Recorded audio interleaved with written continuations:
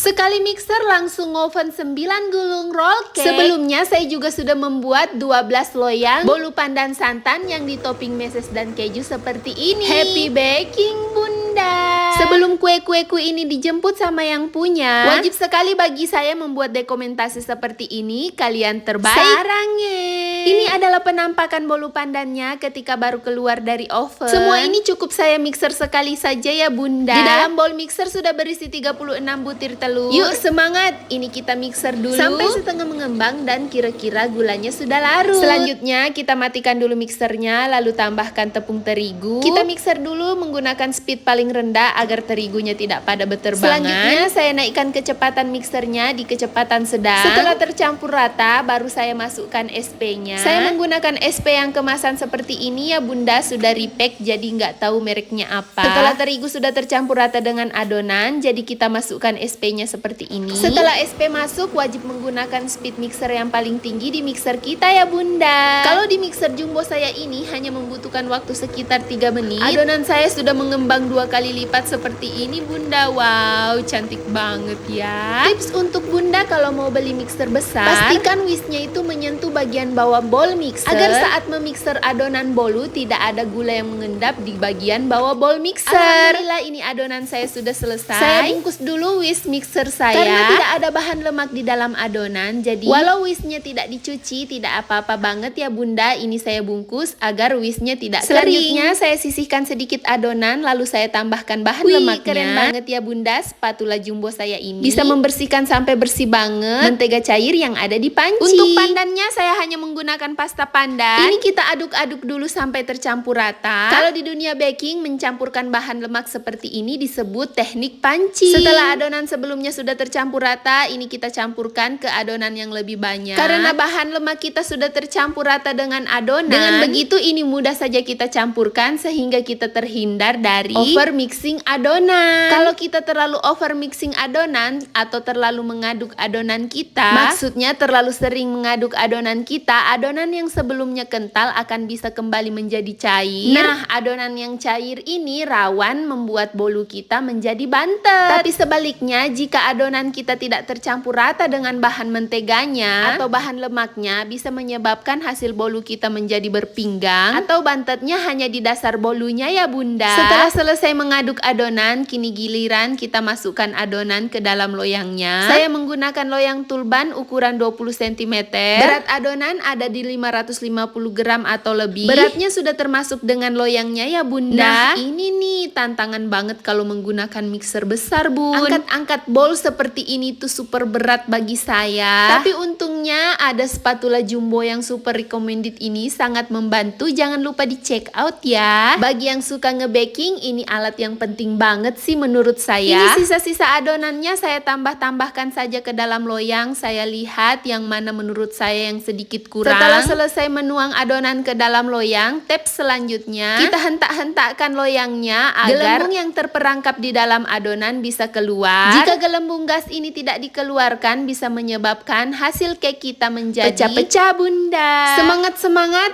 ini tinggal tahap terakhir. Tinggal kita masukkan loyangnya ke dalam oven. Saya menggunakan suhu oven api atas 160 derajat dan api bawahnya 140 derajat selama 60 menit atau sesuaikan dengan oven Bunda masing-masing di rumah ya. Ada yang capek lihat saya bolak-balik ngangkatin loyang-loyang ini sama Bun. Yang ngangkatin memang capek, tapi semangat dong karena ini ada hasilnya. Tips lagi Bun, sebelum ngebaking pastikan alat-alat yang digunakan kering dan bersih. Walaupun terasa sepele, ini salah satu hal atau penyebab yang bisa menyebabkan hasil cake kita menjadi bantet. Dan tada, setelah dilap, ini bowl mixer saya sudah bersih dan kering, siap digunakan. Sebenarnya tadi saya sudah siap-siap mau membuat roll cake, tapi ternyata bolu pandan yang kita buat tadi sebelumnya ini sudah mau diangkat dari oven. Jadi kita harus gerak cepat. Saya singkirkan dulu kembali alat-alat buat membuat roll cake-nya karena si bolu pandan ini lebih mendesak dan lebih penting untuk dikeluarkan dari oven. Kalau tidak nanti bolunya bisa gosong. potong. Baru keluar dari oven, bolu pandannya harus langsung kita hentak-hentakan. Selain merenggangkan bolu dari loyangnya agar mudah dikeluarkan, menghentak-hentakkan bolu seperti ini bisa membuat kue kita menjadi kokoh. Tenang saja, asalkan hasil panggangannya sudah benar-benar matang, kuenya tidak akan turun atau amblas. Tada, ini hasilnya cantik banget ya bunda. Kuenya meluncur sempurna dan tidak berkulit. Loyangnya cukup saya oles dengan margarin saja. Ada yang tanya olesan margarinnya saya pakai merek apa? Karena hanya digunakan untuk mengoles loyang dan olesan ini tidak mempengaruhi di rasa dan hasil cake kita. Saya menggunakan margarin yang murah saja, yang penting tidak bau apek dan tidak kadaluarsa. Selanjutnya saya akan singkirkan dulu si bolu pandan ini dengan rapi karena masih ada 9 loyang pesanan bolu gulung yang harus saya kerjakan. Ini adalah loyang ukuran 22 cm. Karena bahan-bahannya sudah siap, yuk kita membuat bolu gulungnya. Kita keluarkan dulu whisk mixer yang sudah kita gunakan tadi. Karena whisknya tidak mengandung bahan lemak, jadi aman saja kita gunakan untuk memixer adonan. Seperti biasa, gula dan telur kita mixer dulu sampai setengah mengembang dan gula larut. Sambil menunggu ini saya bisa duduk-duduk santai dulu lah bunda, lumayan. Tapi tetap sambil memperhatikan adonan saya. Selanjutnya saya matikan mixernya dan kita masukkan tepung terigunya. Agar tepung terigunya tidak pada berterbangan, ini kita mixer dulu dengan speed rendah. Selanjutnya saya naikkan speed mixernya ke speed sedang agar adonannya cepat tercampur rata saja. Setelah terigunya sudah tercampur dengan adonan gula telur, selanjutnya kita akan masukkan SP-nya. Setelah SP masuk, pastikan menyalakan speed mixer di speed yang paling tinggi yang ada di mixer bunda. Tips lagi ya bunda, perhatikan kalau adonan bunda sudah benar-benar mengembang dan kental berjejak, matikan mixernya. Adonan tidak boleh lama-lama di mixer karena adonan yang sudah mengembang bisa turun kembali jika terlalu lama di mixer. Masya Allah, ini adonan bolu gulung saya sudah selesai di mixer. Selanjutnya ini kita keluarkan dulu. Bisa dilihat ya bunda, hasil adonan saya cantik banget, kental dan putih pucat, sarange. Yuk kita angkat dan ke proses selanjutnya. Kita ambil dulu sedikit adonan lalu kita campurkan dengan bahan lemaknya. Di sini saya akan membuat roll cake. Saya tambahkan vanili bubuk yang super wangi ini. Wanginya perpaduan antara wangi vanila dan susu begitu bun. Setelah tercampur rata, selanjutnya kita tuang ke adonan yang lebih banyak. Angkat tanganmu Segi, waktunya kita mengaduk. Keluarkan tenaga yang super duper powerful. Kalau kerja seperti ini saya jadi berpikir, mungkin ini salah satu alasan mengapa hotel bintang 5 chef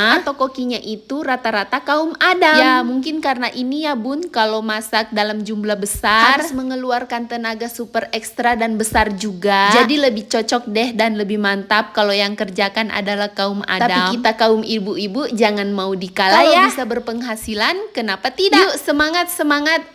Sudah dulu ya cerita-ceritanya, kita lanjut. Tiba-tiba roll cake-nya sudah masuk semua di dalam loyang. Ini tinggal kita rata-ratakan sambil dihentak-hentakan ya, biar gelembung gas yang ada di dalam adonan bisa keluar. Biar roll cake-nya cantik, ini saya akan beri motif dengan cara seperti ini. Motif coklatnya cukup dioles dengan spatula. Tips ini hasil nyimak di FB Pak Adam, kalian boleh follow ya. Beliau juga banyak membagikan tips-tips di dunia baking. Setelah selesai dioles, ini kita cuci tangan dulu. Lumayan tangannya tadi terkena sedikit adonan, jadi nggak nyaman gitu bun tangannya kalau lengket-lengket. Tinggal kita buat motifnya abstrak saja ya bunda. Tidak bisa deh buat motif yang cantik-cantik karena itu akan memakan waktu, sementara orderan ini akan dijemput oleh nyonyanya. Jadi kita buat yang gercep dan simple-simple saja. Oh iya, karena di sini loyangnya saya hanya menggunakan oles margarin. Jadi pada saat membuat motif ini pastikan mengambang dan tidak menyentuh dasar loyang bunda. Yeay, akhirnya ini siap kita oven. Dan tiba-tiba roll cake-nya udah matang, tinggal kita gulung. Ini saya gulung masih dalam keadaan panas-panas dan masih dalam keadaan kosong. Ini adalah gulungan pertama. Langgananku pesannya isiannya adalah selai nanas. Bolu gulungnya masih hangat, ini aman saja ya bunda. Langsung kita olesi selai nanasnya. Selanjutnya kita gulung untuk kedua kalinya. Saya menggunakan scraper yang biasa digunakan untuk membuat kue ulang tahun, jadi ini multifungsi banget. Di oven saya